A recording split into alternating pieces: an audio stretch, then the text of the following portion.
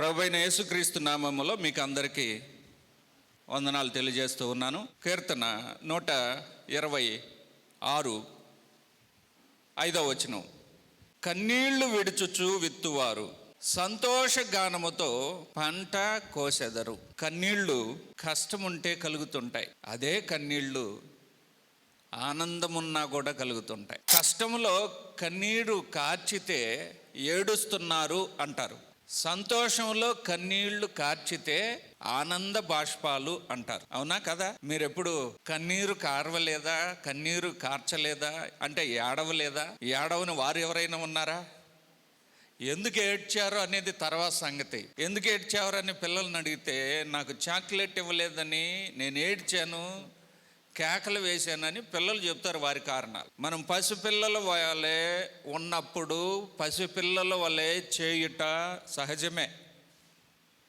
ఇప్పుడు పెద్దవారం అయిపోయినప్పుడు పెద్దవారి వలె, భక్తులైన పెద్దవారి వలె నడుచుకొనుట న్యాయం. కావున కీర్తనాకారుడు 126వ కీర్తన రాసిన సందర్భంలో ఇజ్రాయేలీయులలోని భక్తులు వారి జీవిత దినములలో కన్నీళ్లు కార్చిన సందర్భాన్ని గుర్తు చేసుకొని, ఆ కన్నీటి కార్చే ఆ క్లిష్టమైన సమయం నుండి విడుదల పొందిన తర్వాత వారు ఎంత ఆనందంతో ఉన్నారో ఆ ఆనందాన్ని తెలియపరిచే సమాచారము ఈ కీర్తనలో రచన చేయబడింది. అందుకని ఈ కీర్తనను విడుదల పొందిన తర్వాత భక్తులకు కలిగే సంతోష గానము చేసే ఒక కీర్తన ఇది. ఎందుకంటే మనలను విడుదల చేసేది, తన ప్రజలను చెరలో నుండి విడిపించేవాడు యెహోవాయే. మనలను అన్ని సందర్భాలలో విడుదల చేసేది దేవుడే. కీర్తనకారుడు ఇజ్రాయేలీయుల జీవిత చరిత్రలో వారు అనుభవించిన చెర కష్టాన్ని, వారు అనుభవించిన బానిస కష్టాన్ని, వారు అనుభవించిన ఆహారపు కొరతను, వారు అనుభవించిన శారీరక శ్రమను, వారు అనుభవించిన శోధనలను, వారు అనుభవించిన సింహాల శ్రమలను, వారు అనుభవించిన అగ్నిగుండములో కాల్చే ఆ శ్రమను వారు గుర్తు చేసుకొని తిరిగి తమ ఇంటికి వచ్చినప్పుడు ఎంత ఆనందంతో గంతులు వేశారో, ఆ గంతులు వేసినప్పుడు పాడిన పాటే ఈ 126వ కీర్తన. అందులో ఏం రాశారంటే, ఏం చెప్తున్నారంటే, కన్నీళ్లు విడుచుచు విత్తువారు సంతోషగానముతో పంట కోస్తారు. ఒక రైతు తనకున్న పొలములో నీరు వర్షాధారంగా వస్తేనే పండే పొలం, అక్కడికి వెళ్ళి విత్తనాలు వేస్తున్నాడు ప్రతిసారి పంట ప్రారంభంలో. తిరిగి వస్తున్నాడు, అందరూ అతను ఎగతాళి చేస్తున్నాడు. ఆ మెట్ట పొలానికి నీళ్ళు ఎప్పుడు వచ్చేది, ఆ పంట ఎప్పుడు పండేది? అయినను అతను తిరిగి మరలా వెళ్తున్నాడు, పొలంలో విత్తనాలు వేస్తున్నాడు. ఎలాగ వేస్తున్నాడు విత్తనాలంటే, లాస్ట్ వచనములో ఏం రాశాడో చూడండి. చివరి వచనములో, పిడికెడు విత్తనములు చేతపట్టుకొని ఏడ్చుచూ పోవు విత్తువాడు. ఎలాగ ఏడుస్తున్నాడు అంటే, నేను వేసే ఆ విత్తనం బ్రతకడం లేదు అని తెలిసింది, అయినా మరలా రెండోసారి వెళ్తున్నాడు, ఏడుస్తూ విత్తనాలు వేస్తున్నాడు. అతని ఉద్దేశం, ఒకరోజు నేను నవ్వుతాను, ఒకరోజు నవ్వు నా నోట వస్తుంది. మరలా విత్తనాలు వేసాడు, అందరూ హేళన చేస్తున్నారు. తన గుండెల్లో బలమైన నమ్మకం ఉంది, ఒక దినము నా దేవుడు ఆకాశపు తూముళ్లను వెప్పుతాడు, వర్షం పడుతుంది, భూమి నిండుతుంది, నా పంట పండుతుంది. అప్పుడు నేను ఏం చేస్తాడట, సంతోషగానముతో పనులను మోసుకొని వచ్చును. ఇది ఆయన దృష్టి, ఆయన ఆలోచన, ఆయన కోరిక. కాబట్టి మరలా విత్తనాలు నాటుతూనే ఉన్నాడు. అందరూ హేళన చేస్తున్నాడు. తన సమయం రానే వచ్చింది, ఒక దినం రానే వచ్చింది. ఆ దినమున మంచి వేసవి కాలంలో ఆకాశం మేఘావృతమైంది, వర్షం పడ్డది. అతను విత్తిన విత్తనాలు మొలకెత్తింది. ఆ పంట పొలంలోనికి వెళ్ళి గంతులు వేశాడు. మొత్తం ఆ పంట మొలకలు వచ్చాయి, కొంచెం పెరిగింది, ఫలితం వచ్చింది. అప్పుడు అతను ఆ పంట పొలంలోనికి వెళ్ళి కోస్తున్నాడు. ఎలాగ కోస్తున్నాడంటే, ఇంతకాలం కన్నీటితో విత్తాడు, ఇప్పుడు ఆయన ఆ పంట పొలాన్ని ఎలాగ కోస్తున్నాడంటే, పనలు కడుతున్నాడంటే, ఎలా కడుతున్నాడట? ఆనంద గానం చేస్తూ ఆనందంగా పంట చుట్టూ తిరుగుతున్నాడు. ఎదుగో చూసారా, నవ్విన చేనే పండింది, పండదన్న చోటనే పంట పండింది. ఏడ్చి విత్తిన విత్తనాలు ఇప్పుడు నవ్వును తెచ్చింది. కష్టంతో విత్తినటువంటి ఈ పని ఫలితము సంతోషాన్ని ఇచ్చింది. చాలా బాధతో చేసే కార్యం నీకు బాధను పోగొట్టి ఆనందాన్ని తెచ్చిపెట్టింది. ఆ రైతు కళ్ళ వెంబడి ఆనంద బాష్పాలు వస్తున్నాయి, నోట వెంబడి చిరునవ్వు వస్తుంది. అందుకని రాసిన మొదటి మాటలో ఏమని రాశాడంటే, 2వ వచనం, మనము కలగనిన వారి వలె ఉంటిమి, మన నోటి నిండా నవ్వుండెను. అంతకుముందు నోటి నిండా ఏడుపు ఉండెను. కావున ఒక రైతు విషయంలోనే అలాగ ఆలోచన చేస్తే ముగింపులో ఎంత ఆనందం ఉన్నదో ఆ రైతు ద్వారా మనకు అర్థమైతే, భక్తుల విషయంలో కూడా అలాంటి కార్యం ఒకటి జరిగిందని, జరిగిన తర్వాత వారు తెలుసుకున్నారని, వారి యొక్క జీవితపు దినాలలో అనుభవించారని, వారు సంతోష గానం చేశారని, ఇజ్రాయేలీల జీవిత చరిత్రలో ఒక సంఘటనను మనకు జ్ఞాపకం చేస్తూ తెలియజేసిన సమాచారం ఇందులో లిఖించాడు 126వ కీర్తనలో. ఇజ్రాయేలీలు బానిసలుగా ఉండడం వారికి సర్వసాధారణమైన కార్యంగా ఉండింది ఆ రోజుల్లో. ఐగుప్తు దేశంలో 100 సంవత్సరాలుగా బానిసలుగా ఉన్నారు. అందులో నుంచి బయట వచ్చిన తర్వాత మరలా బానిసలు అయిపోయారు. బబులోను రాజ్యంలో, బబులోను దేశంలో ఇజ్రాయేలు జనులు, యోధా జనులు నెబుకద్నెజర్ రాజుగా ఉన్నప్పుడు బందీలుగా చేయబడ్డారు. బబులోను దేశంలో దానియేలు గ్రంథంలో ఈ చరిత్ర మనం చదువుతాం. ఆ బబులోనులోనికి ఇజ్రాయేలీయుల నుండి, అనగా యోధా జనుల నుండి జ్ఞానులందరినీ తీసుకువెళ్ళడం, వాళ్ళందరినీ బానిసలుగా చేయడం. ఆ యోధా రాజ్యము, యెరూషలేము కేంద్రముగా ఉన్న యోధా రాజ్యాన్ని తన వశం చేసుకున్నాడు బబులోను మహారాజు నెబుకద్నెజరు.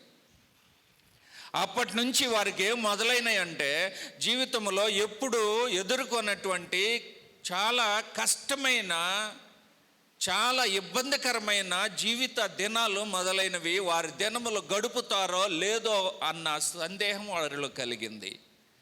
ఈరోజు బ్రతుకుతామా, అసలు రేపు చూస్తామా అన్నంతటి క్లిష్టమైన బ్రతుకు జీవనము బబులోను దేశములో వాళ్ళకి జరిగింది. ఆ బబులోను దేశంలో ఉన్నప్పుడు వారు అనుభవించిన కష్టాలు మునుపెన్నడూ కూడా వారు అనుభవించలేదు. ఇలాంటి కష్టాలు వాళ్ళు అనుభవిస్తారనే యెషయా గ్రంథము తను రాసిన వచనముల్లో తెలియజేశాడు. తను రాసిన యెషయా గ్రంథంలో రాశాడు అన్నమాట. ఈ ఇజ్రాయేలు జనాంగము బబులోను దేశంలోనికి వెళ్ళినప్పుడు అష్ట కష్టాలు పడితే, ఆ అష్ట కష్టాలలో వాళ్ళు ఏం చేస్తున్నారంటే దేవునికి ప్రార్థన చేస్తున్నారు. ఎలాగ ప్రార్థన చేస్తున్నారంటే కన్నీళ్లతో ప్రార్థన చేస్తున్నాడు. దానియేలును ఆయన జీవితం చూస్తే ప్రార్థన చేసేటప్పుడు తాను యెరూషలేము వైపు తిరిగి ఇదిగో సోదరులను పిలిపించుకొని ప్రార్థన చేశాడు. ఆ ప్రార్థన ఎలాగ చేశాడంటే కన్నీళ్లతో చేసి ఉండొచ్చు ఆయన ప్రార్థన. ఎందుకంటే కీర్తనలో చెప్పిన దాన్ని బట్టి ఆ దేశంలో ఉన్న బానిసలైనటువంటి యూదులందరూ, యోధా జనాంగం అంతా ప్రతిరోజు కన్నీటితో ప్రార్థన చేస్తున్నారు. ఈ కన్నీటి ప్రార్థన అది కష్టంలో జరిగిన ప్రార్థన అయినా, మరి ఇబ్బందులు జరిగిన ప్రార్థన అయినా, నీకు కన్నీటి ప్రార్థన ఒకటి అలవాటు ఉంటే ఆ కన్నీటి ప్రార్థన ఫలితము అనుభవించే అవకాశం ఉంటుంది. కన్నీటి ప్రార్థన అంటే ఎవరో చూస్తారని ఏడ్చి ప్రార్థన చేసేది కాదు అది. ఎంతమందికి ఇది అలవాటు ఉందో నాకు తెలియదు. నీ కన్నీటి ప్రార్థన నీ నోటి నిండా ఆనందాన్ని తెచ్చిపెడుతుంది. నీ కన్నీటి ప్రార్థన నీ మనసు నిండుగా సంతోష గానం చేసే దినాన్ని నీకు ఇస్తుంది. నీ కన్నీటి ప్రార్థన నీ స్థితిగతులనే మార్చివేస్తుంది. ఇశ్రాయేలీయులు బబులోను దేశంలో ఎన్ని రోజులు అలాంటి కన్నీటి ప్రార్థన చేశారో, గంధకములతో మండే అగ్నిగుండంలో వేసేశారు. మరి ఎన్ని రోజులు అలాంటి శ్రమలు అనుభవించాలనో మేమని బయట ఉన్నవారు ఎంతమంది కన్నీటి ప్రార్థన చేశారో. దానియేలును సింహాల బోనులోనే వేస్తాను అంటే ఎంతమంది ప్రార్థన చేశారో. వేసిన తర్వాత దాన్ని చూసి భయపడిన వారు ఎన్నిసార్లు కన్నీటి ప్రార్థన చేశారో. దాని ఫలితమే ఆనందగానం చేసేటువంటి ఒక దినం వారికి అనుగ్రహించబడింది. నీ జీవితంలో అలాంటి దినం ఏదైనా ఉన్నదా లేదా ఒకసారి జ్ఞాపకం చేసుకుంటే, ఇదిగో నేను చేసిన నా కన్నీటి ప్రార్థన ఈరోజు ఈ స్థితిగతులను నేను చూస్తున్నాను. నువ్వు అలాంటి ప్రార్థన చేస్తున్నావా? అదేంటిలే కొంతమందికి ఆపాదించేస్తాం, కన్నీటి ప్రార్థన అంటే తక్కువ చేసుకుంటాం. కన్నీటి ప్రార్థన ఫలితాన్ని నీకు దగ్గరకు చేరుస్తుంది.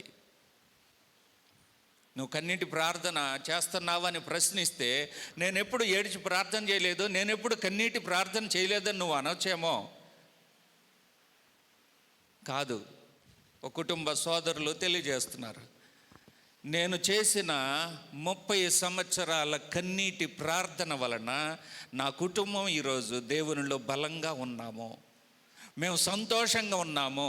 అంటే ఆ 30 సంవత్సరాలు 1, 2, 3 కాదు, 30 సంవత్సరాల పాటు వారు ఎన్నిసార్లు కన్నీటి ప్రార్థన చేశారో, ఎంతసేపు కన్నీళ్లు విడిచారో, ఎన్ని రోజులు ఆ కన్నీళ్లు కింద కారిపోయి ఆ తడిచిపోయిందో, దానికంటూ ఒకరోజు ఫలితాన్ని దేవుడిచ్చాడు. ఆ ఫలితం రోజున వారు ఏం చెప్తున్నారంటే, ఆనందంగా సంతోషంగా, ఇదిగో మా నోటి నిండా సంతోషం ఉన్నది, మా గుండెల నిండుగా ఆనందం ఉన్నది, ఈరోజు మేమందరం మా కుటుంబం అంతా దేవుని సన్నిధిలో ఉన్నాము, దేవుని పనిలో ఉన్నాము, ఇప్పుడు ఆనందంగా మేము గడుపుతున్నాం. దీనికి కారణం ఏంటంటే, నా 30 సంవత్సరాలుగా నేను చేసినటువంటి కన్నీటి ప్రార్థన ఫలితం. ఇశ్రాయేలీయులు అనగా యోధా జనాంగము వాళ్ళు ఏడ్చి చేసినటువంటి ఆ ప్రార్థన, కన్నీళ్లు కాడిచినటువంటి ప్రార్థన యొక్క ఫలితం ఏంటంటే, ఆ బానిసత్వంలో నుండి దేవుడు వారిని విడుదల చేసి తిరిగి యెరూషలేమునకు రప్పించడమే. ఆ బబులోను దేశంలో అష్ట కష్టాలు పడినటువంటి ఇశ్రాయేలు జనాంగము ఎన్నిసార్లు ఏడ్చారు, ఎన్ని సంవత్సరాలుగా ఏడ్చారు. ఒక్కొక్కటి జరుగుతుంటే సంఘటన భయంతో భీతిల్లిపోయి ఏడ్చేశారు. బబులోను దేశంలో కిరాతకమైన కార్యక్రమాలను చేయించాడు బబులోను రాజు నెబుకద్నెజరు. దానియేలు నాయకుడిగా, వాళ్ళందరికీ మంచి జ్ఞానిగా నాయకుడిగా ఉన్న సందర్భంలో యోధా జనాంగ పక్షంగా నువ్వు నాయకుడు అంటే, ఆయన నాయకుడని నేను అనలేదు, నాయకుడని ఆయన చెప్పలేదు, కానీ వారి పక్షంగా జ్ఞానిగా నిలబడితే ఆయన్ని చంపడానికి ప్రయత్నం చేసినప్పుడు ఆ సొంత జనులందరూ, యూదులందరూ ఎందరో ఎన్నిసార్లు కన్నీటి ప్రార్థన చేశారో. సింహాన బోను నుండి ఆయన బయట వచ్చాడు. రాజు అయితే సింహాల బోన్లో వేసేశాడు. ఆ తర్వాత ఇంతకుముందు ముగ్గురిని కూడా వేసేశాడు. వీళ్ళ నలుగురికి 2 సార్లు జరిగిన ఈ 2 సంఘటనలు ఇశ్రాయేలు జనాంగములో నుండి వచ్చిన ఈ యోధా జనాంగము, యోధా రాజ్యమైన వీరిని ఎంతగా భయపెట్టిందో,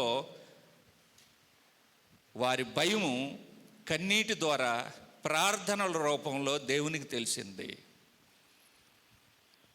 బబులోను దేశంలో రాజ్యము కల్దీయులదైనా, బబులోను దేశస్థులది అయినా, ఆ రాజ్యంలో బానిసలుగా బాధలు పడే వాళ్ళు ఎవరంటే యోధా జనులు, యెరూషలేము నుండి వచ్చిన యోధా జనులు. యెరూషలేములో నివాసం ఉంటున్నటువంటి యోధా జనులు కలవరపడిపోతున్నారు, ఏడ్చేస్తున్నారు. వాళ్ళ ఏడుపు ఎవరికి బయటికి కనిపించడంలా. వాళ్ళ ఏడుపే ఒకరోజు వాళ్ళకి ఆనందాన్ని ఇచ్చింది.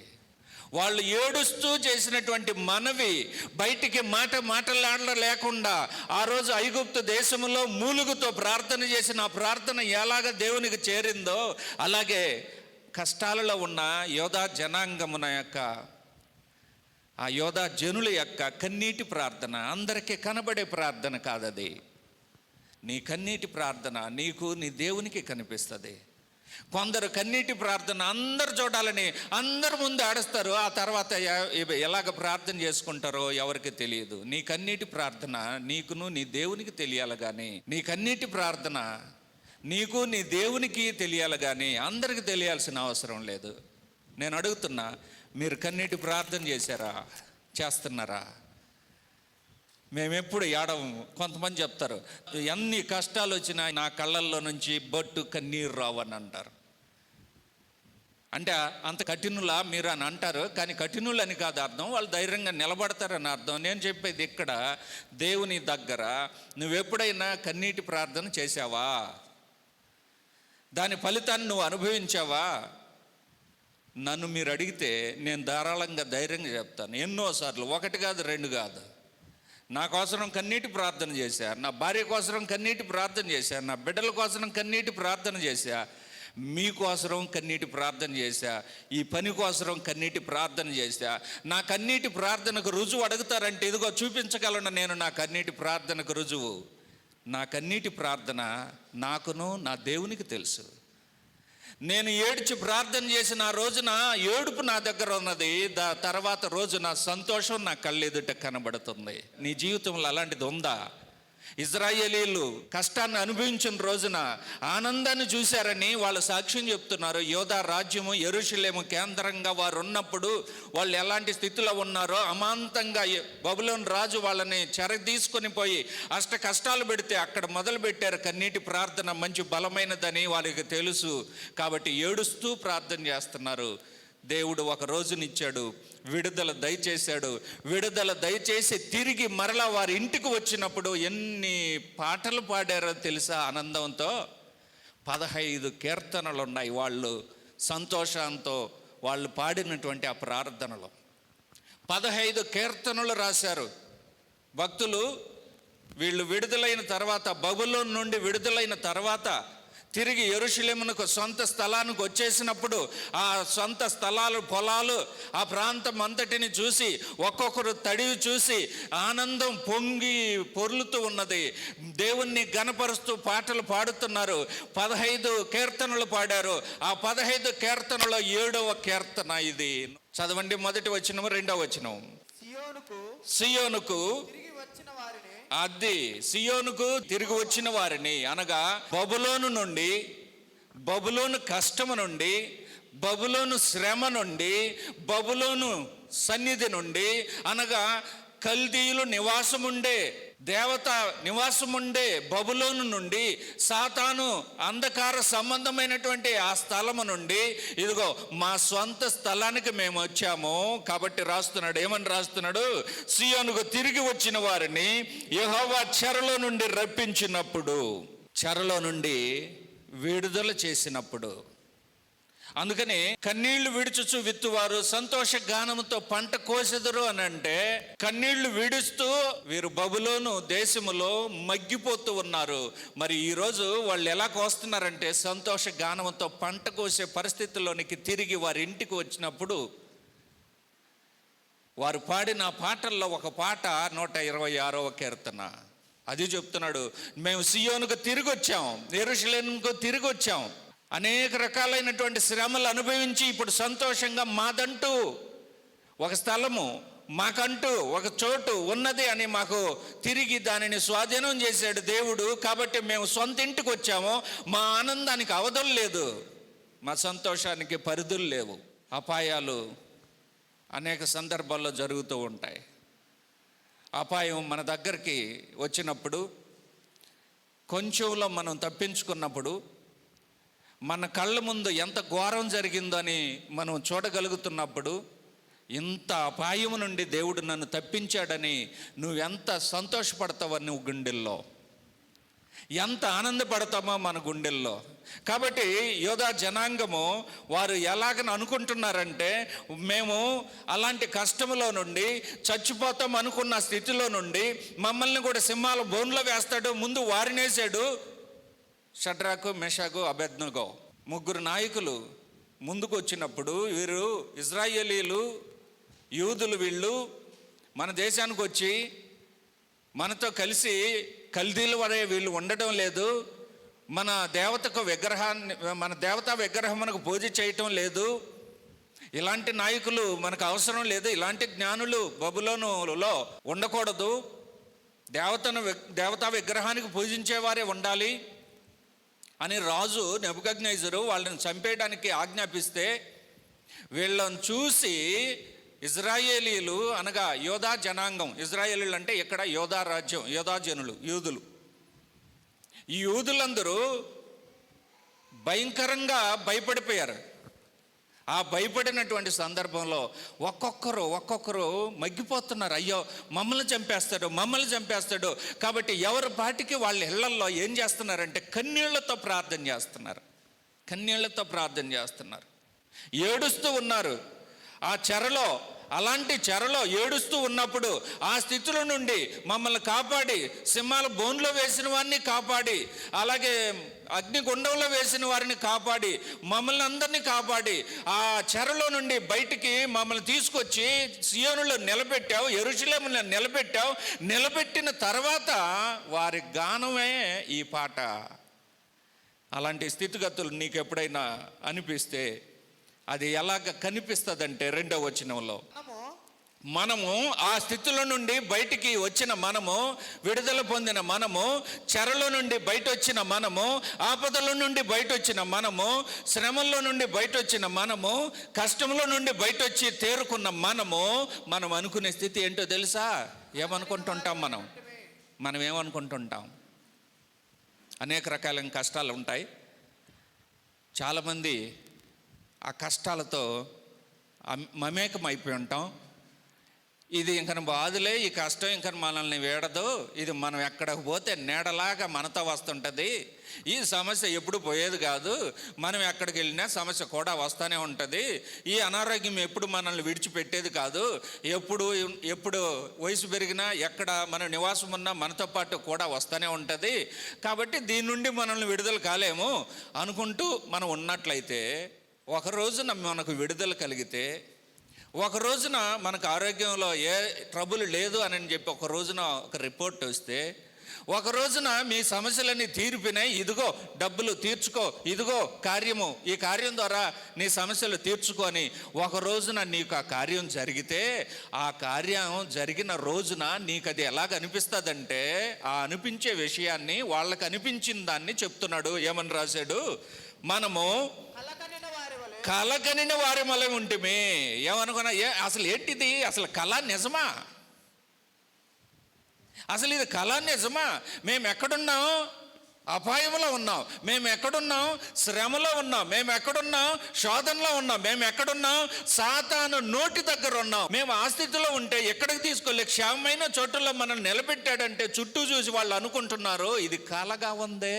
ఎప్పుడైనా మీరు అనుకున్నారా ఇది నిజమా కళ అనే? కొన్ని సందర్భాల్లో నిద్రపోయి లేచినప్పుడు నిద్రలో ఏదో చచ్చిపోయిన కళ వచ్చింది అనుకోండి, లేచిన తర్వాత నేను బ్రతుకున్నానా ఇంకా కళలో ఉన్నానని మనం చూసుకుంటుంటాం. అందుకని కళ నిజమా అని టెస్ట్ చేసి దానికి గిచ్చు చూస్తుంటారు కొంతమంది. వీళ్ళు అక్కడికి వెళ్ళిపోయి సియోనులోనికి వెళ్ళి, అనగా యెరూషలేమునకు వెళ్ళి తిరిగి వెళ్ళిపోయి ఆ మట్టిని చూసి, అది సారవంతమైన పొలం, అది ఆ చెట్లను చూసి ఆ అంజూరు పండ్లు చాలా రుచిగల పండ్లు, ఆ ద్రాక్ష తీగలను చూసి ఇవి నిజంగా ద్రాక్ష తీగలేనా, ద్రాక్ష పండ్లేనా అని వాటన్నిటిని తడివి చూసి ఒక్కొక్క దాన్ని టేస్ట్ చూసి వాళ్ళు అనుకుంటున్నారు ఇది కళ నిజమా, ఇది కళ నిజమా. మేము ఆ రోజున ఏమనుకున్నామంటే కళగని వారి వల్లమే ఉంటుంది. కళ్ళ అసలు ఇదంతా కళ్ళ జరిగినట్లుంది మాకు, ఈ విడుదలంతా, ఈ చెర నుండి విడుదలంతా మాకు కళ్ళ జరిగినట్లుందే అని మేము అనుకున్న రోజు అది. సాధ్యము కాదు అన్నది సాధ్యపడిన రోజున అసలు ఇది నిజంగా ఎలాగ జరిగిందో అని ఆశ్చర్యపోతుంటామే. కల్లో జరిగిందా, నిజంగా జరిగిందని మనం ఆశ్చర్యపోతుంటామే. అలాంటి సందర్భం నీ జీవితంలో ఏదో ఒక రోజున జరిగి ఉంటుందే. ఆ సంఘటన మన ఆత్మీయ జీవితంలో ఎన్నో సందర్భాల్లో జరుగుతుంటాయి. యోధా జనులకు అది జరిగింది. అందుకని ఆ మాట రాస్తున్నాడు, మేము కలగని వారి వలె ఉంటిమి, మన నోటి నిండా నవ్వు ఉండెను, మన నాలుక ఆనందగానముతో నిండి ఉండెను. ఆనందగానంతో నిండి ఉండింది. దేవుడు అనగా యెహోవా వీరి కొరకు గొప్ప కార్యములు చేసినని అన్యజనులు చెప్పుకొనిరి. యెహోవా వీళ్ళ కోసం గొప్ప కార్యాలు చేశారు. వాళ్ళు అలాగ చెప్పుకుంటున్నారు. వీళ్ళు ఏం చెప్పుకుంటున్నారంటే, అసలు ఇది కల్లో జరిగిందా, నిజంగా జరిగిందా, అసలు ఇది నిజమేనా, మేము అక్కడి నుంచి అలాంటి పాము నోట్లో నుంచి బయటకు రావడం నిజమేనా, సాతాను కోరల్లో నుంచి బయటకు రావడం నిజమేనా, నెబుకద్నెజర్ రాజు ఆ బబులోను ఆ దేశముల నుండి, ఘోరమైన భయంకరమైన కల్దీల దేశముల నుండి మేము బయటకు రావడం నిజమేనా, ఎలాగొచ్చాం మేము, ఎలాగ తప్పించుకున్నాం, నిజంగా కల్లో జరిగినట్టే ఉంది అన్నట్ట మనం అంటుంటామే. అలాంటి మాట అన్నమాట యోధా జనులు అంటున్నారు. నిజంగా మేము అక్కడి నుంచి ఆ భయంకరమైన స్థితిలో నుండి, ఆ భయంకరమైన ఆపదల్లో నుండి, ఆ భయంకరమైన లోయల్లో నుండి, ఆ భయంకరమైనటువంటి సమస్యల్లో నుండి, ఆ భయంకర స్థితిలో నుండి బయటపడడం అంటే ఇది మా వలన జరిగినది కాదు, కానీ మా కన్నీటి ప్రార్థన వలన జరిగింది. మా కన్నీటి ప్రార్థన వలన జరిగింది. ఇక్కడికి వచ్చి చూసాము, చుట్టూ చూశారు యెరూషలేములో ఉండే ప్రాంతాలను, ఆ పట్టణ పరిధులను, ఆ పట్టణ ప్రాకారాన్ని తాకి చూశారు. ఇది కళ నిజమా అనుకుంటున్నారు. అయినను దేవుడు మాకు ఈ కార్యము చేశాడు కాబట్టి మా నోటి నిండా సంతోషం ఉండెను. మత్తయి సువార్తలో ఒక మాటను జ్ఞాపకం చేస్తాను. 24వ అధ్యాయము మత్తయి సువార్త. అంతము వరకు సహించిన వాడెవడో వాడే రక్షింపబడును. అంటే అర్థం ఏంటంటే, మధ్యలో తొందరపడితే పడిపోతాం. ఇది వాళ్ళకి తెలుసు, వాళ్ళకి అనుభవం ఉంది, ఇజ్రాయేలీలకు అనుభవం ఉంది, యూదులకు కూడా ఆ సంగతి తెలుసు. వారు ఐగుప్తు దేశముల నుండి బయటకు వచ్చేటప్పుడు ఎర్ర సముద్రం ఒకటి ఉంది మధ్యలో. ఆ సముద్రం దాటేటప్పుడు వాళ్ళు ఎలాగ దాటారో వాళ్ళకి తెలుసు. సముద్రం మధ్యలోకి వచ్చి సందేహపడ్డారనుకో ఏమవుతుంది? సముద్రం మధ్యలోకి వచ్చి సందేహపడితే ఏమవుతుంది? సముద్రంలో నడిచి వస్తూ ఉన్నారు, సముద్రం దాటడానికి మధ్యలోకి వచ్చి సందేహపడితే ఏమవుతారు? మునిగిపోతారు. పేతురు యేసుప్రభుని చూసి ఆయన నీళ్ళ మీద నడిచి వస్తుంటే, ప్రభువా నేను కూడా నీలాగ నడిచి రావాలన్నాడు. అయితే రాయి అన్నావు. ఆ బోట్లో నుంచి, దేవునిలో నుంచి బయటకు వచ్చాడు, 2 అడుగులు వేసాడు, సందేహపడితే ఏం జరిగింది? మునిగిపోవడం మొదలవుతా ఉంది. అయ్యా అల్ప విశ్వాసి, ఎందుకయ్యా నీ సందేహం అన్నాడు. చేయి పట్టుకొని పైకి లేపాడు. ఈ అనుభవం ఇజ్రాయేలీల దగ్గర జరిగినటువంటి అనుభవం యూదులకు తెలుసు. కాబట్టి ఇప్పుడు ఏం రాశాడంటే, యూదులకు ఏం రాశాడంటే, అయ్యా మొదట్లోనే తొందరపడకూడదు, కొన్ని రోజులు ఓపిక పట్టాలి, అంతం వరకు సహించితేనే దాని ఫలితం నువ్వు పొందొచ్చు. ఎలాగంటే, మేము బబులోను దేశంలో విడుదల దినం వరకు ఏడుస్తూ బ్రతికాము. మా ఏడుపుకు ఈ రోజున ఫలితం ఏంటంటే, మేము ఏడ్చిన దానికి ఈ రోజున ఫలితం ఏంటంటే, మా నోటి నిండా నవ్వు ఉన్నది. మా కళ్ళకి ఏం కనిపిస్తుందంటే ఆనందం కనిపిస్తుంది. ఆ రోజు మా కళ్ళకి విగ్రహాలు కనిపించాయి, చుట్టూ మమ్మల్ని శిక్షించే ఆ కొరడాలు మాకు కనిపించాయి. కానీ ఈ రోజున మా కళ్ళకి ఏం కనిపిస్తుందంటే, ఇదిగో యెరూషలేములో పుట్టి పెరిగిన అంజూరపు చెట్లు కనిపిస్తున్నాయి, యెరూషలేములో నాటబడినటువంటి ద్రాక్ష వనం కనిపిస్తుంది, ద్రాక్ష తీగలు కనిపిస్తున్నాయి, ద్రాక్ష పండ్లు కనిపిస్తున్నాయి, శ్రేష్టమైన ద్రాక్షలు కనిపిస్తున్నాయి. ఇది కళ నిజమా అని మా కళ్ళు ఆశ్చర్యంతో ఈ మాటలు పలుకుతున్నాయి. మేము కన్నీళ్లతో విత్తాము, ఈరోజు మేము సంతోషముతో పంట కోస్తూ ఉన్నాము. ఇది మాకు గుర్తొస్తుంది. అంతము వరకు మరొక విషయాన్ని చదువుదాం. అపొస్తలుల కార్యగ్రంథము 12వ అధ్యాయములో ఇశ్రాయేలీయులు కష్టాలు గూర్చిన అనుభవ జ్ఞానము కలిగిన వారు. వారిలోని యూదులు ఆ అనుభవానికి ప్రత్యక్షంగా సాక్షులు. కష్టాలు పడడం, దేవునికి కష్టాల్లో ప్రార్థన చేయడం, ప్రార్థన ఫలితం పొందడం, ఇది వారికి తెలిసిన కార్యమే. అలాంటి అనుభవంలో నుండి వచ్చిన వారు క్రైస్తవులైన తర్వాత క్రైస్తవులకు కూడా ఆ సంగతులను సాక్ష్యాలుగా ఉంచారు. నేర్చుకునేదానికి వారే ఆధారం అయ్యారు. 12వ అధ్యాయము 1వ వచనం నుండి, దాదాపు అదే కాలం ముందు రాజైన హేరోదు సంఘపు వారిలో కొందరిని బాధ పెట్టుటకు బలాత్కారముగా పట్టుకొని యోహాను సహోదరుడైన యాకోబును ఖడ్గంతో చంపించాడు. యేసుప్రభు యొక్క శిష్యుల్లో, అపోస్తుల్లో, సంఘ పెద్దలని ఇష్టం వచ్చినట్టు కష్టపెట్టిన రోజులవి. ఆ కష్టాలు కళ్ళ ముందు కనబడ్డాయి. ఆ కష్టాలు కన్నీటిని కార్చాయి.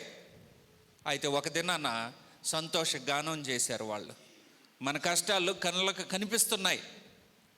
ఖడ్గముతో చంపుతున్నప్పుడు చచ్చిపోయిన వాడు ఎంత కష్టపడ్డాడో, ఆడు చనిపోతుంటే వాళ్ళు కళ్ళతో చూసిన వారు వాళ్ళ కళ్ళ వెంబడి ఎన్ని కన్నీళ్లు కార్చారో. ఖడ్గముతో యాకోబును చంపుతుంటే చూసేవాళ్ళు ఏమీ మాట్లాడలేక కేవలము వారి స్పందన ఏంటంటే కళ్ళ నిండా నీళ్లు పెట్టుకొని దేవునికి ప్రార్థన చేశారు. ఆ కళ్ళ నిండా నీళ్లు పెట్టుకోవడం కనిపించకూడదు బయటికి. ఏమని రాశాడు? ఆ కాలమందు రాజైన హేరోదు సంఘంలో ఉండేవారిని చంపించాడు. వారిలో యాకోబు ఉంటే యాకోబును చంపించాడు. మిగతా వారు ఉన్నారే, వాళ్ళందరూ యాకోబును చంపిస్తే వాళ్ళందరూ చూస్తూ ఉన్నారు. దేవుని దగ్గరికి వెళ్ళి కళ్ళ వెంబడి నీళ్లు పెట్టుకొని ప్రార్థన చేశారు. నీ సోదరునికి నీకు కష్టం వస్తే, నీ ఎదుట ఆ కష్టం నీకు కనిపిస్తే నువ్వు పారిపోతున్నావేమో. ఇప్పుడు జరిగే కార్యం ఏంటంటే, ఒకరికి కష్టం వస్తే కష్టాన్ని చూసిన వాడు నాకు ఆ కష్టం రాకూడదని పారిపోయే పరిస్థితుల్లో ఉన్నావేమో. నో, అలాగ చేయకూడదు. నువ్వు పారిపోయినంత మాత్రాన నువ్వు చూసిన వాని కష్టం నీ దగ్గరకు రాదని నువ్వు అనుకుంటున్నావేమో. నువ్వు చూసిన వానికి వచ్చిన ప్రమాదం నీ దగ్గరకు రాదు అని నువ్వు పారిపోతే ప్రమాదం నా దగ్గరకు రాదని నువ్వు అనుకుంటున్నావేమో. సముద్రపు దగ్గరికి వెళ్ళిన వాళ్ళు అలల దాటికి తట్టుకోవడం కష్టమే, కానీ ఈత వచ్చిన వాళ్ళు ఈత కొడుతూ ఉంటారు. ఒక పెద్ద అల వచ్చింది. ఆ అలలో కొందరు కొట్టుకుపోయారు. చేతికి అందే దూరంలో ఉన్నా కూడా వాళ్ళకి చేయి అందించకుండా ఉన్నారు. వీళ్ళు నిలబడి ఉన్నారు తమ ప్రాణాలని కాపాడుకోవడానికి. కానీ వాళ్ళు కొట్టుకుపోయారు, వీళ్ళు మాత్రం పారిపోయారు. వీళ్ళు అనుకున్నారు మేము పారిపోతున్నాం, వాళ్ళు కొట్టుకుపోయినట్లు మేము కొట్టుకుపోము అని పారిపోతున్నామని వారు పరుగులెత్తారు. అలా వాళ్ళకంటే వేగంగా పరుగులెత్తి వాళ్ళని కూడా కబళించింది. కాబట్టి మనం అనుకోవచ్చేమో నా కళ్ళెదుట ఒకనికి కష్టం కనబడింది, ఆ కష్టం నా ఇంట రాకూడదు, నా ఒంటికి రాకూడదు, ఆ కష్టం ఆమె దూరం నాకు ఉండాలి, నేను పరుగులెత్తుతాను, కావాలంటే ఇంకా వేగంగా పరుగులెత్తుతాను, ఆ కష్టం నా దగ్గరకు రాకూడదని నువ్వు పరుగులెత్తితే కుదరదు. పరుగులెత్తితే కాదు కష్టం నీ దగ్గరకు రాకుండా ఉండేది, నీ కన్నీళ్లు కార్చి ఆ కష్టం రాకుండా ఉండడానికి దేవునికి ప్రార్థన చేస్తే. కాబట్టి అదే జరిగింది ఇక్కడ. యాకోబును చంపేస్తే యాకోబు పక్కనున్నటువంటి వారు, పేతురున్నాడు, యోహాను ఉన్నాడు, వీళ్ళు ముగ్గురే కాకుండా సంఘపు వారందరూ ఉన్నారు. ఆ సంఘములో ఉండే సహోదరులందరూ వాళ్ళు పారిపోలేదు, వాళ్ళు ప్రార్థన చేశారు. ఎలాగ ప్రార్థన చేశారు అంటే కళ్ళ వెంబడి నీళ్లు పెట్టుకొని ప్రార్థన చేశారు. నువ్వు ఎప్పుడైనా అలాంటి ప్రార్థన చేసావా? నీకోసరం చేసావా? ఇంకెవరి కోసమైనా చేసావా? నా కోసరం, మన కోసరం చేసేదే పెద్ద కష్టం అయితే ఊరికేం రావు, కొంతమంది కళ్ళ నీళ్ళు రావు. నీకోసరము మన కోసరం చేసేదే కష్టమైతే ఇంకొకరి కోసరం నేను ఏడ్చి ప్రార్థన చేయాలన్నానంటే అవును. ఒకవేళ నీకు అనుభవం లేకపోతే నేర్చుకో. ఇంకొకరి కోసం నువ్వు కన్నీటి ప్రార్థన చేయాలనంటే నేర్చుకో. నా అనుభవంలో నేను ఎన్నోసార్లు చేశా. నీకు అలవాటు లేకపోతే అది నేర్చుకో. యాకోబును చంపేస్తే వాళ్ళు కన్నీటి ప్రార్థన చేస్తున్నారు. ఎవరి కోసం చేస్తున్నారు? ఇదిగో యాకోబు పక్కన ఎవరున్నారంటే యోహాను ఉన్నాడు. యాకోబు పక్కన ఎవరున్నారంటే ఇదిగో పేతురు ఉన్నారు. ఇప్పుడు పేతురు ఒక్కడే ఉన్నాడు అక్కడ. నెక్స్ట్ ఎవరంటే పేతురు ఒక్కడే. హేరోదు యొక్క దృష్టి ఎవరి మీదకి వెళ్తుందంటే ఇంకా మేము చేయాల్సిన కార్యక్రమం చేసేసాడు, తర్వాత పేతురు దగ్గరకు వచ్చేసాడు. పేతురే నెక్స్ట్. కాబట్టి వాళ్ళు ఏం చేస్తున్నారంటే పేతురు కోసము కన్నీటి ప్రార్థన చేస్తున్నారు. కన్నీటి ప్రార్థన చేస్తున్నారు. ఆ కన్నీటి ప్రార్థన ఎవరికి కనిపించలేదు.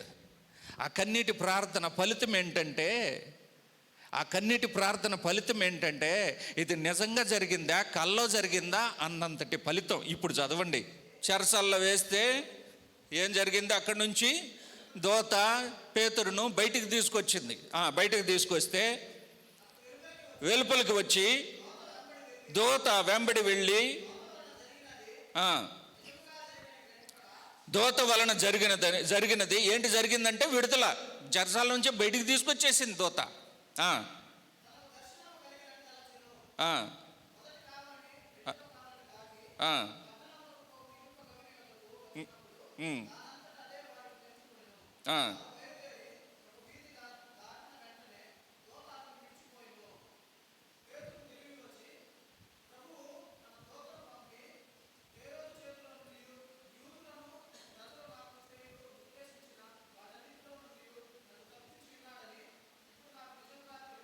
ఇప్పుడు తెలిసింది ఆయనకి. పేతురును చెరసాల్లో వేసేసాడు రాజు. అనేక మంది సైనికులను కాపలా పెట్టాడు. ఈ మనిషి ఎక్కడికి పోవట్లే, మరలా వచ్చి చంపేద్దాం అనుకున్నాడు. కానీ అతని కోసము ఎవరు ప్రార్థన చేస్తున్నారో తెలుసా? అతని కోసం ఎవరు ప్రార్థన చేస్తున్నారు? ఇదిగో చదవండి ఒక వాక్యాన్ని. పేతురు చెరసాలలో ఉంచబడెను, సంఘమైతే, అదే చూడండి, బాగా చూడండి. సంఘమైతే అతని కొరకు ఆసక్తితో దేవునికి ప్రార్థన చేయుచుండెను. సంఘమైతే అతని కొరకు ఆసక్తితో ప్రార్థన చేయుచుండెను. ఆ ప్రార్థన ఫలితం ఏంటంటే దేవుడు దూతను పంపించెను. దూత ఏం చేసిందంటే పేతురును బయటికి తీసుకువచ్చాను. బయటికి తీసుకొచ్చిన తర్వాత పేతురికి ఇది కలలాగా అనిపించింది. అప్పుడు చూసి ఏమంటున్నాడంటే ఇది నిజంగా జరిగిందా, కల్లో జరిగిందా?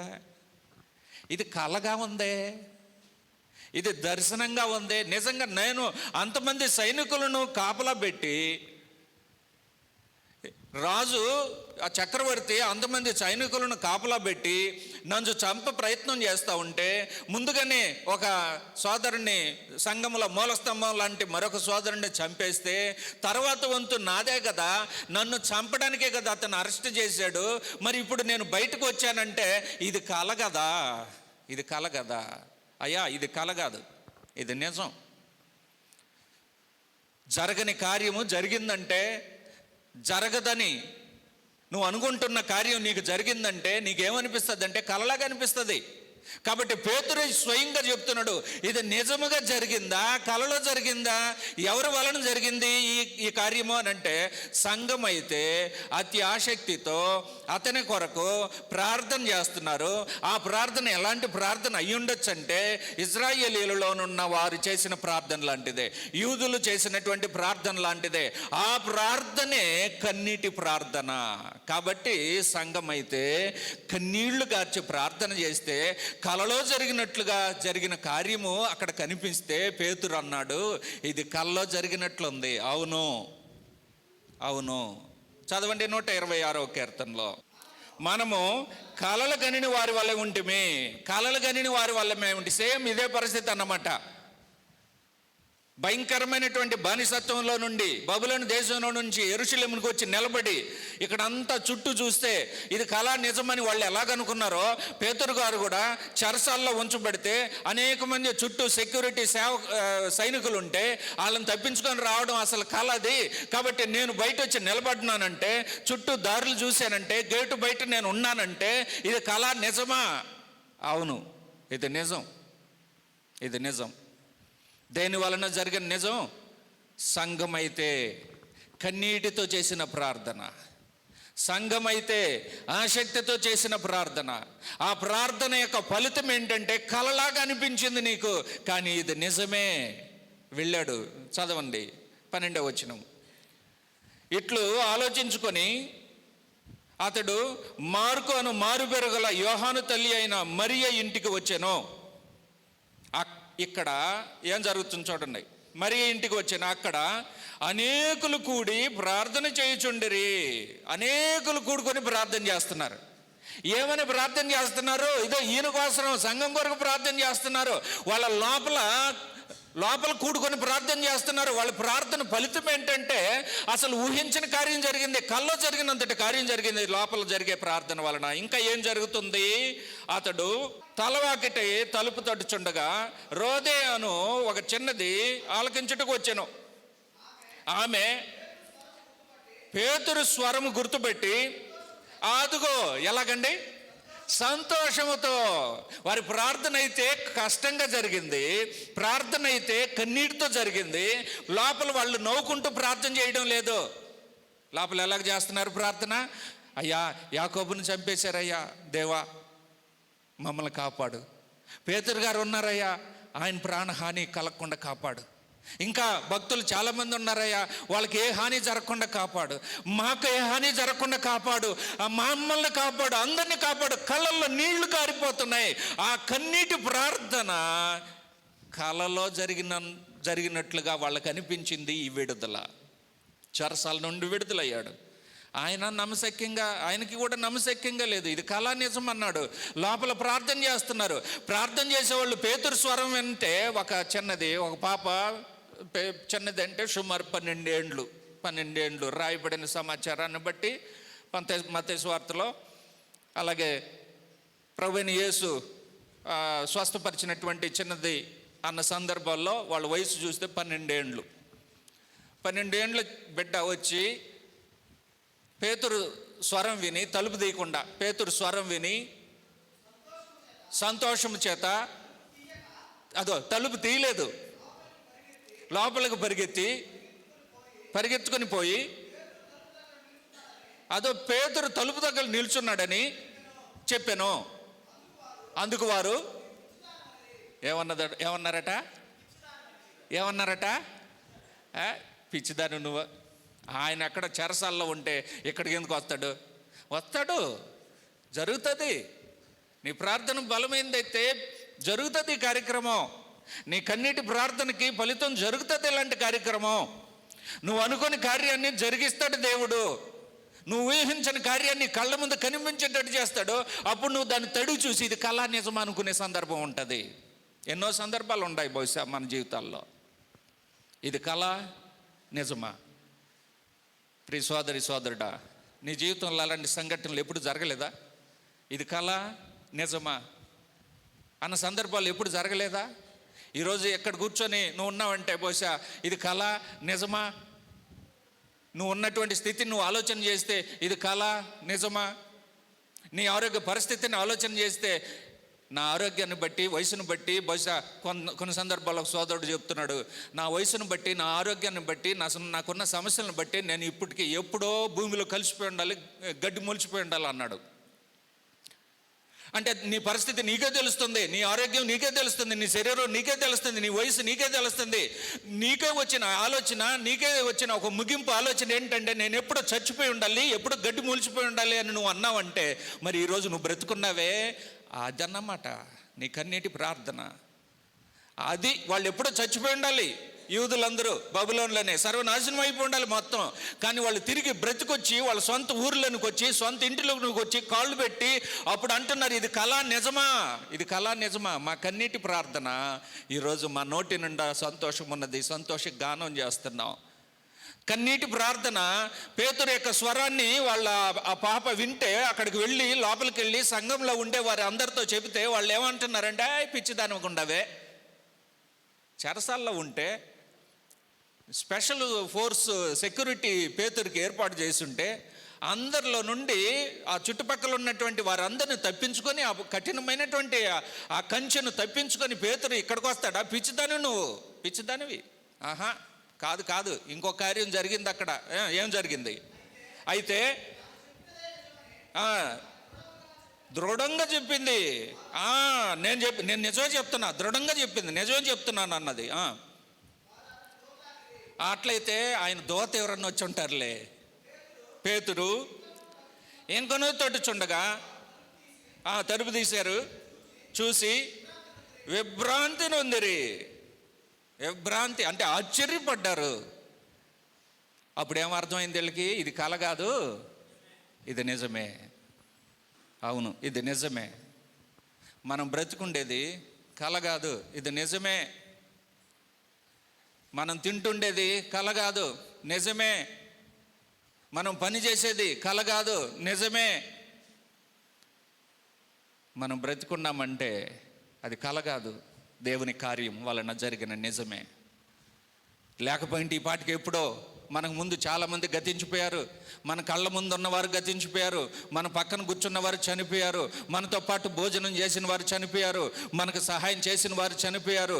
మనతో నిరంతరము మాట్లాడుతున్న వారు చనిపోయారు. మరి మనం బ్రతుకున్నాం. ఇది కల కాదు, ఇది నిజం. మనం బ్రతికి ఆయన నామాన్ని స్మరణ చేసుకుంటున్నాం. మన నోటి నిండా సంతోషం ఉన్నది. ఈరోజు దేవుణ్ణి గణపరిచే కార్యక్రమం దేవుడు మనకు దయచేశాడు.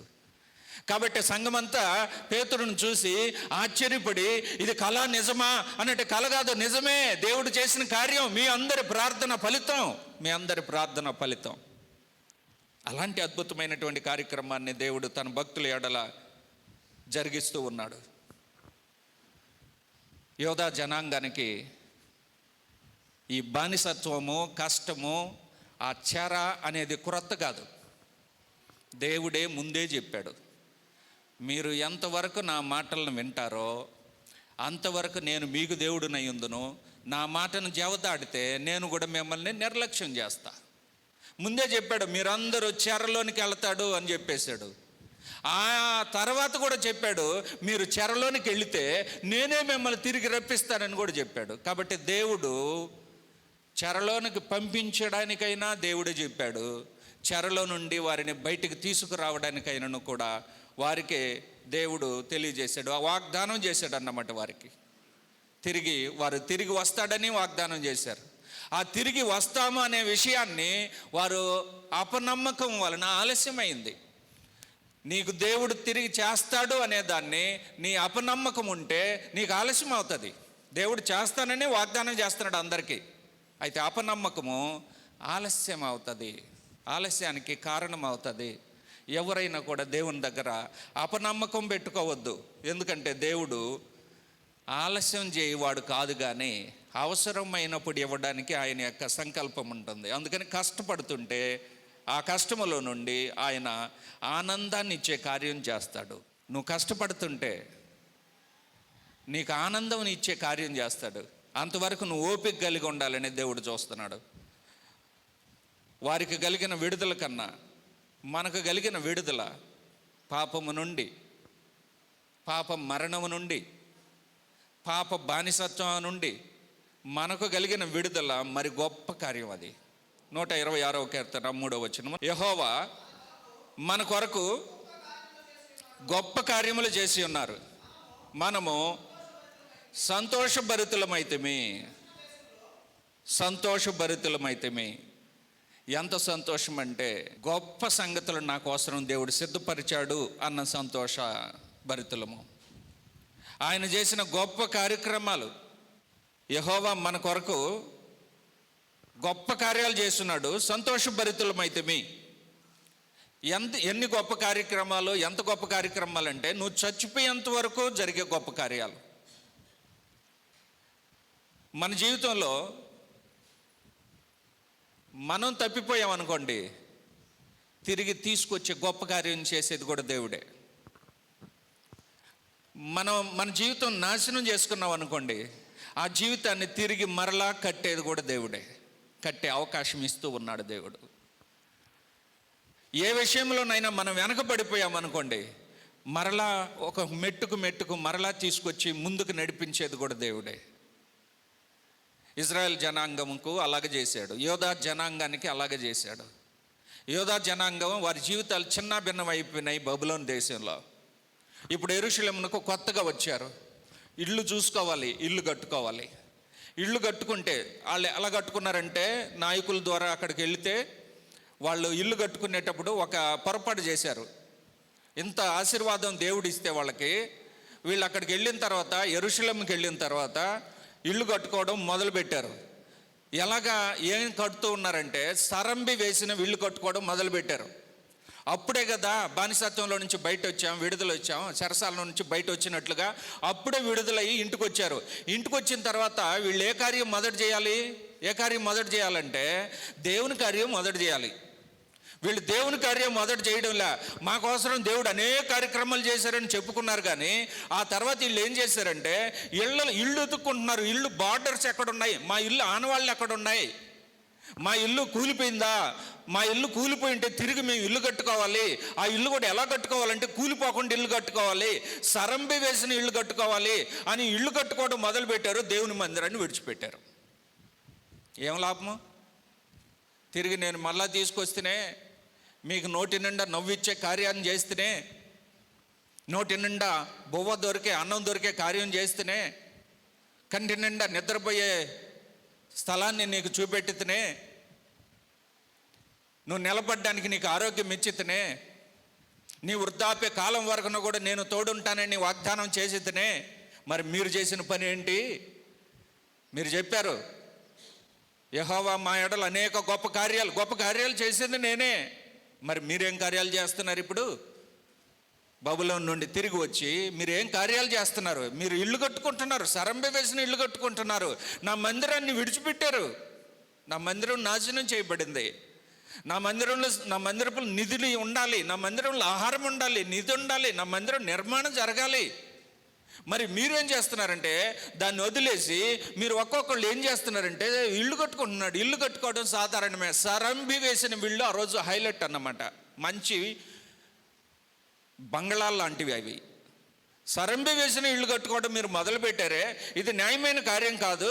నేనైతే మీకు వాగ్దానం చేశా, చచ్చిపోయేదాకా ముసలి వయసు కూడా నేను మీతో కూడా ఉంటాను, అప్పటి వరకు కూడా నేను మీకు మంచి కార్యాలు చేస్తాను. 106వ కీర్తనలో ఇంకొక వాక్యాన్ని చదువుదాం. 106వ కీర్తన. ఐగుప్తులో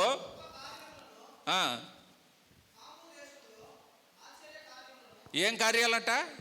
ఐగుప్తులో ఏం కార్యాలు? గొప్ప కార్యాలు.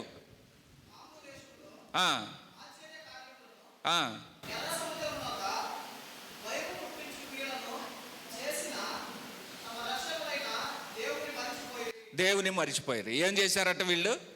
వాళ్ళ జీవితంలో గడిచిన దినాల్లో ఐగుప్తు నుండి మొదలు పెడితే ఐగుప్తులో గొప్ప కార్యాలు, ఎర్ర సముద్రంలో గొప్ప కార్యాలు, బయట దేశాలలో గొప్ప కార్యాలు, తిరిగి బబులోన్లో గొప్ప కార్యాలు, ఆ తర్వాత తిరిగి మరలా ఇంటికి చేర్చిన గొప్ప కార్యాలు, ఇవన్నిటిని మర్చిపోయి ఏం చేస్తున్నారంటే దేవుని కార్యం చేయకుండా వాళ్ళ సొంత కార్యాలు చేసుకుంటున్నారు. దేవుని కార్యాలు చేయకుండా ఫిలిప్పి పట్టణ ప్రజలు కూడా అదే చేశారు. దేవుని కార్యాలు చేయకుండా చదువుదాం. ఫిలిప్పి పత్రిక 2వ అధ్యాయము. వీళ్ళు వాళ్ళ దగ్గర నేర్చుకున్నారా ఏమో కానీ వీళ్ళు కూడా కార్యక్రమాలు చేయడం మొదలుపెట్టారు. 21వ వచనం. అందరూ తమ సొంత కార్యములోనే చూసుకుంటున్నారు కానీ యేసుక్రీస్తు ప్రభు యొక్క కార్యక్రమాలు చూడడం లే ఫిలిప్పీలు. ఈ వీళ్ళు కూడా యూదులు కూడా ఏం చేస్తున్నారంటే దేవుడు నిన్ను దీవించి ఈ స్థితిలో కూర్చోబెడితే, ఆ రోజు బబులోను దేశంలో అగ్నిగుండంలో నిన్ను కూడా వేసేసి ఉంటే, ఆ రోజు సింహాల బోన్లో దానియాలతో పాటు నిన్ను కూడా వేసేసి ఉంటే నువ్వు ఈరోజు యెరూషలేమునికి తిరిగి రావు కదా.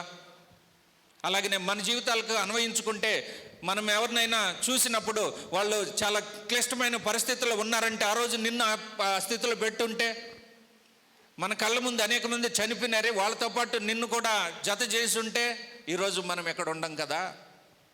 ఈరోజు మనం ఈ స్థితిలో ఉండం కదా, ప్రాణం కలిగి ఉండం కదా, బ్రతికి ఉండం కదా. నువ్వు బ్రతుకున్నావంటే ఆయన చేసిన గొప్ప కార్యమే కారణం.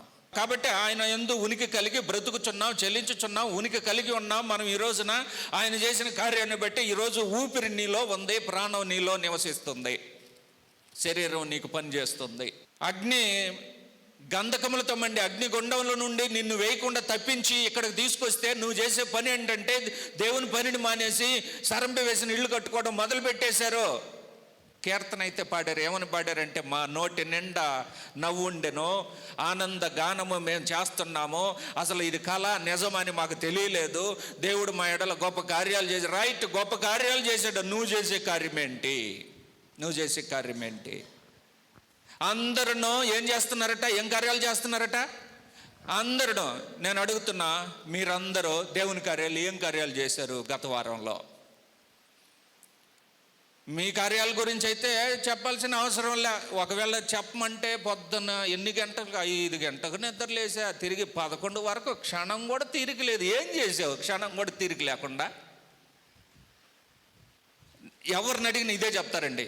కనీసం ఖాళీ ఉందని ఎవరైనా మీలో చెప్తారా? గంట ఖాళీ ఉందని చెప్పండి, ఎవరైనా కూడా చెప్పండి. నిద్రపోయే వాళ్ళు కూడా ఖాళీ లేదని చెప్తారు.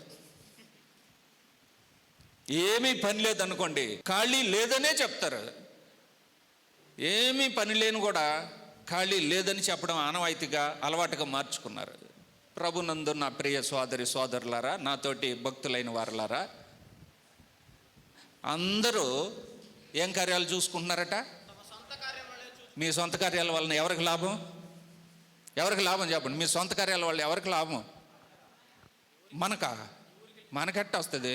నీ సొంత కార్యాల వల్ల నీకే లాభం, అందరికెట్ట వస్తుంది? అబ్బా, పొద్దున్నే వెళ్ళావు పనికి, సాయంత్రం వచ్చావు డ్యూటీ నుండి, జీతం వస్తే అందరికి ఇస్తావేమే? ఇవ్వవు కదా అందరికీ. మరి అందరికి ఎట్లా లాభం అవుతుంది? నీ సొంత కార్యం వలన నీకే లాభం. నెల జీతం వచ్చేది నీకే, బోనస్ వచ్చేది నీకే, ప్రమోషన్ వచ్చేది నీకే. నాకు బోనస్, నీకు ప్రమోషన్ అని ఏమైనా పంచిపెడతావు ఎవరికన్నా? ఇంక్రిమెంట్ వచ్చేది నీకే, జీతం పెరిగేది నీకే, లాభం వచ్చేది నీకే. అది నీ సొంత కార్యం. మరి ఎవరి కార్యాన్ని గురించి మాట్లాడాడు అక్కడ? యెహోవా నా ఎడల భయంకరమైన గొప్ప కార్యాలు చేశాడు. రైట్, చేశాడు. చేయకపోతే నువ్వు ఈ స్థితిలో ఉండవు. కొంచెముగా మనం ఇచ్చే విషయంలో కొరింథీయులకు రాసిన పత్రికలో జ్ఞాపకం చేసుకుంటాం. కొంచెముగా విత్తువాడు, కొంచెముగా పంట కోయను. ఎక్కువగా విత్తువాడు, ఎక్కువగా పంట కోయను. అంటే పంట కోసే కార్యక్రమానికి విత్తే కార్యక్రమం జరగాలి కదా అని దాని అర్థం. నువ్వు విత్తకుండానే పంట కోయాలంటే ఎలా కుదురుతుంది? నువ్వు ఇవ్వకుండానే నాకు కావాలంటే ఎలా జరుగుతుంది? వీళ్ళు ఏం చేశారంటే, ఇదిగో పిడికిడి విత్తనాలు విత్తారు చేత పట్టుకొని, ఎలాగా ఏడుస్తూ విత్తారు. కానీ ఇప్పుడు నోటి నిండా సంతోషం ఉంది, నోటి నిండా ఆనందం ఉంది. దేవుడు తన ప్రజలను విడుదల చేశాడు. విడుదల తర్వాత ఆ భక్తుల యొక్క ఆనంద గానం ఎంత ఉంటుందంటే అంతా ఇంత కాదు. నువ్వు ఆ స్థితిలో నుండి ఎప్పుడైనా, ఏ స్థితిలో ఉన్నప్పుడైనా నిన్ను దేవుడు విడుదల చేసుంటే, నిన్ను దేవుడు కాపాడుంటే, నిన్ను దేవుడు రక్షించుంటే, నిన్ను దేవుడు రక్షణ మార్గంలోనికి నడిపించి ఉంటే, ఆపదల్లో ఆదుకొని ఉంటే, నీ స్పందన ఎలాగుండిందో ఒకసారి జ్ఞాపకం చేసుకో. నరులు దేవుని ఉగ్రతకు పాత్రులుగా ఉండకూడదన్న సంగతిని చూసాం. నరుల మీద దేవుని దృష్టి ఉండేటట్లు నడుచుకోవాలన్న విషయాన్ని ఆలోచన చేశాం. ఆ దృష్టి నీ మీద ఉంటే ఈ సంతోషం నీ సొంతం కావాలి. నీ కన్నీళ్లతో విత్తే కార్యక్రమం జరగాలి. సంతోష గానం చేసే ప్రతిస్పందన నీ నుండి, మన నుండి జరగాలని జ్ఞాపకం చేస్తున్నా. మన జీవితాలను పరిశీలన చేసుకుందాం. ఈరోజు ఉన్నట్టు రేపు ఉండదు, అంతదాకెందుకు? ఇప్పుడున్నట్టు తర్వాత క్షణంలో కూడా ఉండదు. ఇప్పుడు జరిగే కాలం ఎలాగుందంటే, గడియారంలో టిక్ టిక్ అనే పరిస్థితి ఎలాగుందంటే, ఒక టిక్ అంటే ఎంతోమంది ప్రాణాలు పోతున్నాయి. ఒక టిక్కి ఎన్ని ప్రాణాలు పోతున్నాయో లెక్కేసుకోవడానికి కూడా కష్టమైపోయే రోజులు ఈరోజు. సెకండ్ల ముందు తిరుగుతుంది కదా టిక్ టిక్ టిక్ అని. ఆ టిక్ అని ఒకసారి సౌండ్, రెండోసారి టిక్ అనే లోపల ఎంతమంది అల్లాడుతున్నారో, ఎన్ని ప్రాణాలు పోతున్నాయో, ఎంతమంది ఆందోళనతో ఉన్నారో, ఎంతమంది వేదనతో ఉన్నారో, ఎంతమంది బాధతో ఉన్నారో, రెండోసారి టిక్ వచ్చేంతవరకు నేను ఉంటానా పోతానా, ఆ స్థితిలో మన జీవితాలు ఉన్నాయి. కాబట్టి ఒకసారి టిక్ అని, రెండోసారి టిక్ అనే సౌండ్ వచ్చేలోగా మనం బ్రతికి ఉండే కార్యం జరిగింది అని అంటే దేవుని కార్యం వలన జరుగుతుంది. కాబట్టి దేవుని యందు భయభక్తులు కలిగి ఆనందగానం చేసే కార్యక్రమం మన సొంతంగా నిరంతరం ఉండేటట్లుగా మన కన్నీటి ప్రార్థన. చదవండి మరలా ఒకసారి ఆ మాటను చదివి ముగించేసుకుందాం. కన్నీళ్లు విడుచుచు విత్తువాడు, సంతోషగానముతో ఒకసారి అందరూ కలిసి చెప్దాం. కన్నీళ్లు విడుచుచు విత్తువారు కన్నీళ్లు విడుచుచు విత్తువారు సంతోషగానముతో పంట కోసెదరు. సంతోషగానముతో పంట కోసెదరు. అందరికీ వందనాలు. అవును సార్.